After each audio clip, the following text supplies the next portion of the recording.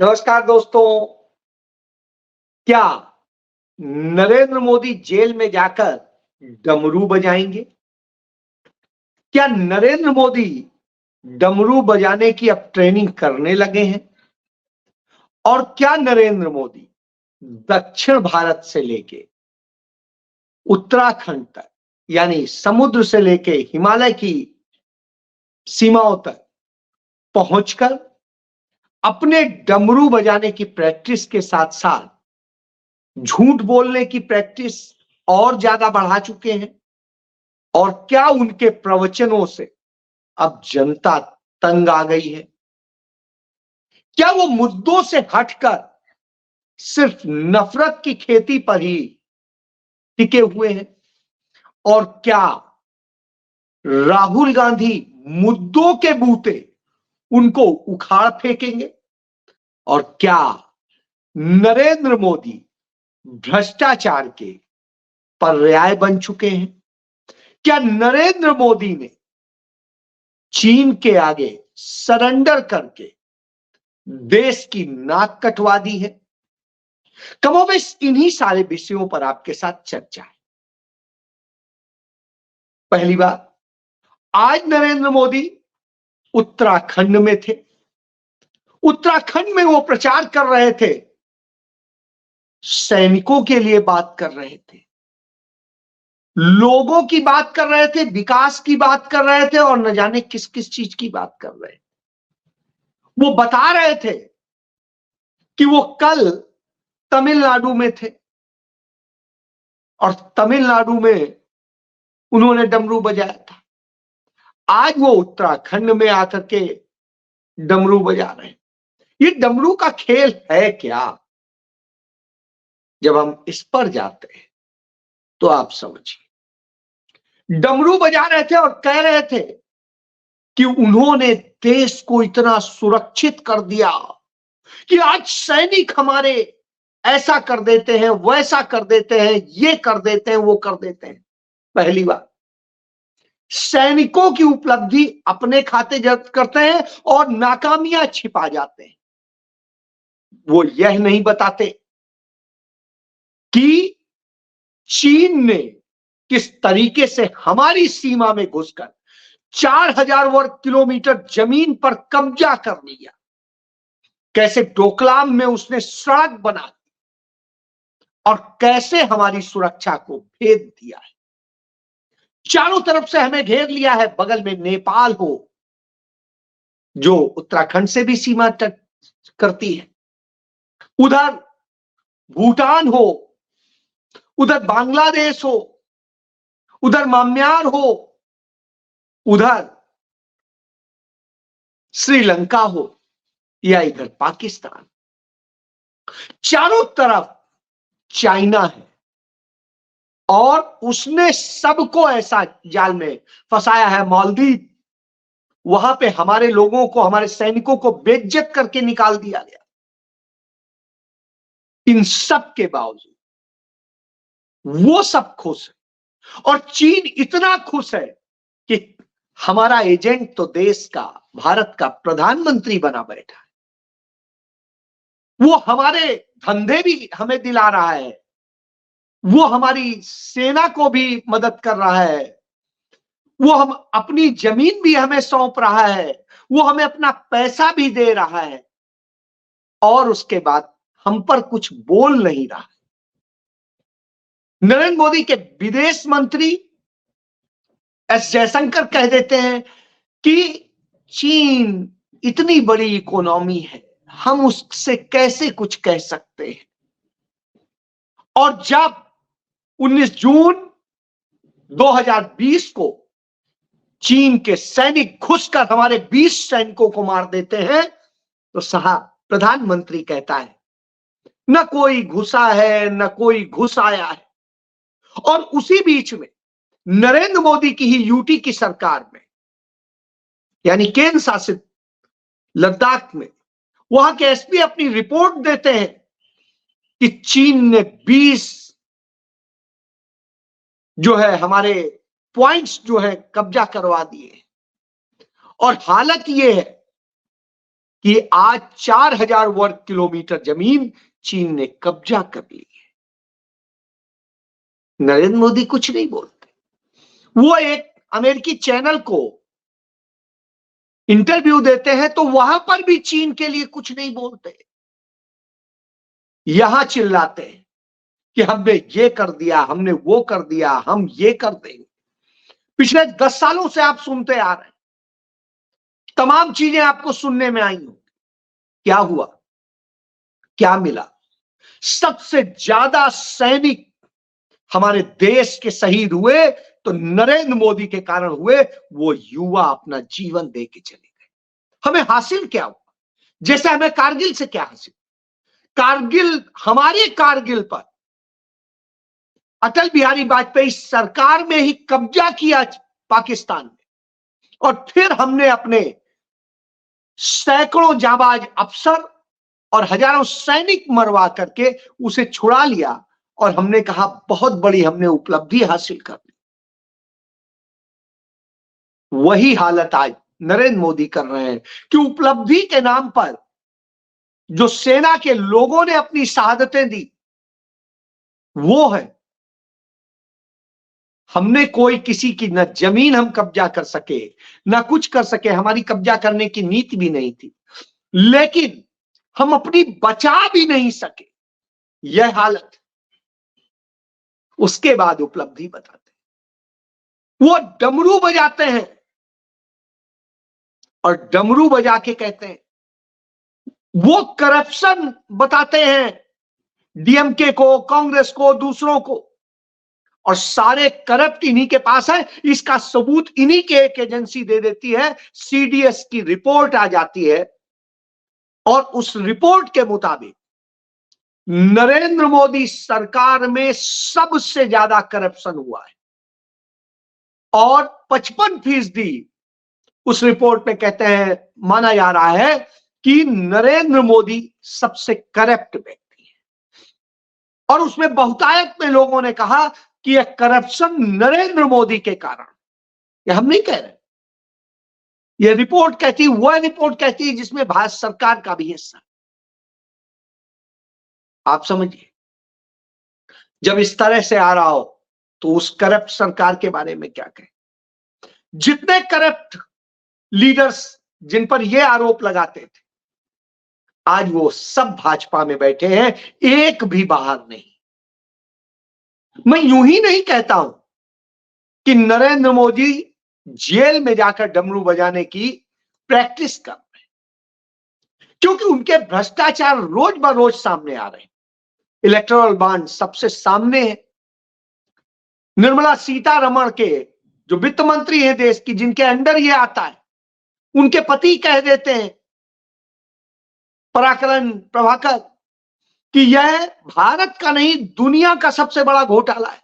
और वो पहले ही बता चुके हैं कि नोटबंदी एक बहुत बड़ा घोटाला था, और इस बात को अटल बिहारी वाजपेयी के वित्त मंत्री रहे और नरेंद्र मोदी के भी वित्त राज्य मंत्री रहे यशवंत सिन्हा, और उनके जो बेटे हैं वो वित्त राज्य मंत्री इनके में रहे, वो यशवंत सिन्हा कहते हैं ये इतने बड़े घोटाले हैं कि जिनका आप जवाब नहीं दे सकते। नोटबंदी और दूसरा इलेक्ट्रॉल, इस तरह के तमाम घोटाले, और पूंजीपतियों के साथ मिलकर जो घोटाले किए, उन महाघोटालों की आप बात क्या करेंगे? अडानी के महाघोटाले सामने हैं, तमाम और दूसरे घोटाले सामने हैं, और उन सब घोटालों में से तमाम घोटालों की खुद नरेंद्र मोदी के कैग ने रिपोर्ट दे दी है। उनके सबसे बड़े घोटालेबाज मंत्री जो है वो नागपुर से चुनाव लड़ रहे हैं, और वो अपने आप को प्रदर्शित करते हैं कि अरे उन्हें तो अब राजनीति का बहुत वक्त हो गया, अब क्या करना है। नितिन गडकरी महाघोटालेबाज, हर तरह के घोटाले किए, चाहे आप जहां जाए।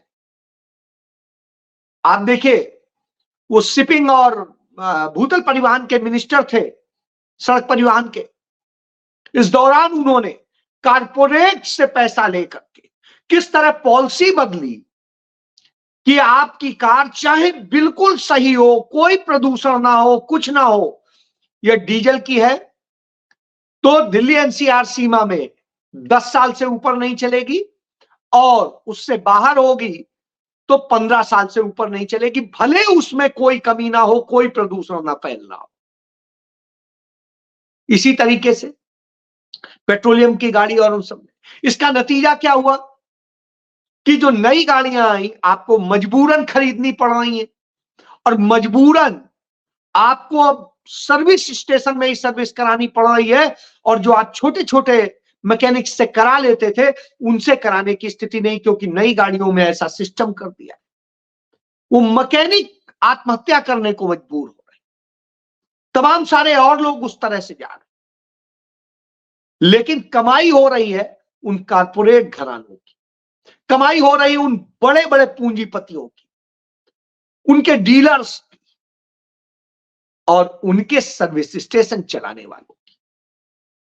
तो यह पॉलिसी ला करके इस तरह भी लूटा गया। इसकी भी पॉलिसी कैसे कैसे बदली गई। जब यह किया जा रहा था तो इसके खिलाफ भी रिपोर्ट दी थी कि नहीं, इसकी जरूरत नहीं है, हम पॉल्यूशन चेक करें और वो करें, यदि गाड़ी सही है, कंडीशन सही है तो उसे पास करना चाहिए। लेकिन उस सारी रिपोर्ट को दरकिनार करके यह किया गया। क्यों? क्योंकि पैसा मिल रहा था, मैन्युफैक्चरर पैसा दे रहे। और मैंने आपको जैसे बताया टेस्ला के साथ इसी तरह से एलन मस्क के साथ में सौदा हुआ है, और एलन मस्क जल्द ही भारत आने वाले हैं, और उनकी पूरी प्लानिंग बन रही, क्योंकि वो ट्विटर के माध्यम से कैसे नरेंद्र मोदी को प्रचार देते हैं, और नरेंद्र मोदी से अपोजिट बोलने वालों के या तो ट्विटर अकाउंट बंद हो जाते हैं, या उन्हें डाउन कर दिया जाता है, या और कुछ। यह खेल चल रहा है। मुझे राहुल गांधी ने इस बारे में बताया था कि कैसे कैसे ट्विटर, फेसबुक, गूगल और इन सब में खेल किया जा रहा है। तो आप इससे समझ सकते हैं, और वो सारी चीजों के सबूत आज सामने आ चुके। यानी देश का पैसा देकर, देश की जमीन देकर, देश से धंधा देकर, दूसरों को, विदेशियों को देकर के, और यहां पर लाके स्थापित। ये वैसे ही है जैसे ईस्ट इंडिया कंपनी को ला करके स्थापित किया गया था। उस समय समझ नहीं पाए थे, और मुगलों के शासन में तो सेवक बन के आए थे कि हम तो व्यापार करने आ रहे हैं, और धीरे धीरे उन्होंने व्यापार के जरिए देश पर कब्जा कर लिया। वही हो रहा है आज। चाइना कब्जा कर रहा है, कुछ अमेरिका कब्जा कर रहा है, और वो कब्जेदारी चालू है, जिसे बड़ी मुश्किलों से गांधी, नेहरू, पटेल, मौलाना आजाद समेत तमाम सारे हमारे लोगों ने आजाद कराया था। 7.5 लाख कांग्रेसियों ने शहीद हुए थे, तब यह देश आजाद हुआ है। और मेरे भी चूंकि ग्रैंडफादर के पिताजी शहीद हुए थे, इसलिए मुझे पता है। और वो शहादत देने वाले लोग आज रो रहे हैं कि फिर से आप गुलाम बनाने की तैयारी कर रहे हैं। क्यों आप लोकतंत्र खत्म करना चाहते हैं? क्यों आप चाहते हैं कि यह सब खेल है? लेकिन इस देश की जनता समझ रही है, वो जान रही है कि आप क्या खेल कर। आपको याद होगा पुलवामा में अटैक हुआ था, हमारे 40 जवान और उसके साथ साथ 2 लोग और 42 लोग शहीद हुए थे। और जो शहीद हुए थे आज तक क्या उन्हें इंसाफ मिला है? वो मथुरा की उस महिला से पूछिए, शहीद सिपाही की, कि क्या उसके पति का सिर वापस आया है? आज आप पूछिए तमाम सारे उन शहीदों के परिवारों से कि आज आपकी फोटो भी नहीं छपती है अखबारों में, चैनलों में नहीं दिखाया जाता है कि रोज जो है सीमा पर हमारे लोग शहीद हो रहे हैं। कोई दिन ऐसा नहीं जाता है। मैं पश्चिमी कमान में गया, मुझे पता चला औसतन रोजाना 3 जवान शहीद हो रहे हैं। 3 जवान, गुणा कर लीजिए। भारत की आजादी से लेके 2014 तक जितने शहीद हुए थे उससे भी कई गुना ज्यादा शहीद हो चुके हैं नरेंद्र मोदी के शासनकाल में। क्या आप जान लीजिए। क्योंकि मीडिया को कह दिया गया है न बताना है न दिखाना है, और उन शहीदों के बारे में चर्चा नहीं करनी। जिस पे जोर जोर चर्चा होती थी उन्हें हम लोग सैल्यूट करते थे। चुपचाप आते हैं 100, दफना दिए जाते हैं, जला दिए जाते हैं, लेकिन बात नहीं होती। ये वैसे ही है जैसे कोरोना काल में 50 लाख लोग देश के मार दिए गए। क्यों मरे? क्योंकि नकली दवाओं को नरेंद्र मोदी ने अनुमति दी, उनसे इलेक्ट्रल बॉन्ड लेकर के। उनको 190 रुपए की दवा 1 महीने के अंदर ही 350 की करवा देते हैं इलेक्ट्रल बॉन्ड के जरिए। इलेक्ट्रल बॉन्ड के जरिए जिस तरह का टीका हमें लगाया गया, उसने हमारे लोगों के हार्ट अटैक की प्रॉब्लम खड़ी कर दी है। आए दिन आप सुनते होंगे किसी का हृदय गति से वो हो गई, नए नए युवा मर रहे। वह दशा आज बेटियां जो शिकार हैं, मणिपुर जो हो रहा है और सब कुछ हो रहा है। जो लोग कभी डिफेंस का काम नहीं करते थे उन्हें डिफेंस का काम दिया जा रहा है। जो स्लम का निर्माण का काम नहीं करते थे उन्हें स्लम दी जा रही। जो रोड का काम नहीं करते थे उन्हें रोड दी जा रही है। जो प्लेन और उसका एयरपोर्ट का काम नहीं करते थे उन्हें एयरपोर्ट और रेलवे स्टेशन दिए जा रहे हैं, उन्हें पोर्ट दिए जा रहे हैं। ये सब हो रहा है क्यों? पैसे का खेल है। राहुल गांधी कहते हैं अदानी ही मोदी और मोदी अदानी, बिल्कुल यहां साबित होता है। इसी तरीके से और बहुत से घोटाले।